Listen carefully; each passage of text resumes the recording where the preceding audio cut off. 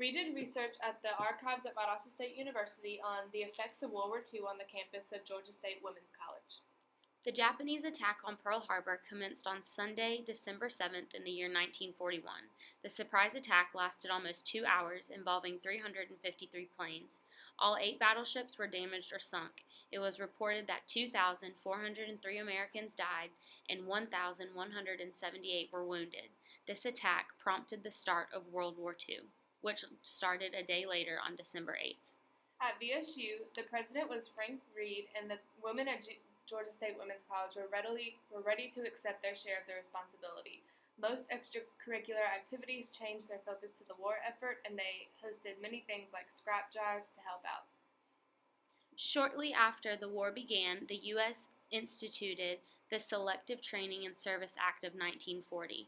This act required men between the ages of 21 and 45 to register for the war draft.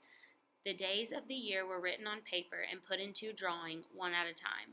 For example, September 17th is the 261st day of the year. Every registrant with that birthday was drafted. This process continued until the desired number of soldiers were met. This process was called a lottery.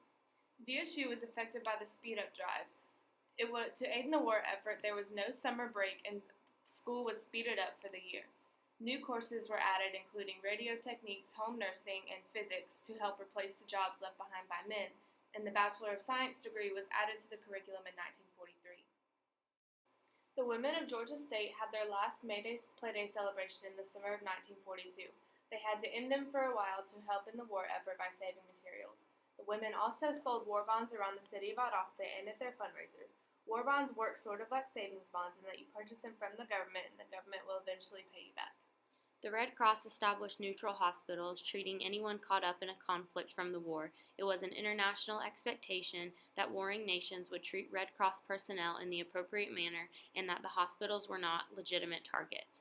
The Red Cross also established homes to look after the sick if they needed long-term care.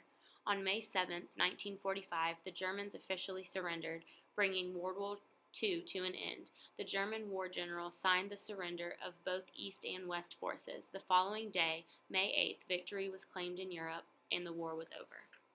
At VSU, a church service was held for the faculty and students to celebrate Victory in Europe Day, and life began to return back to normal.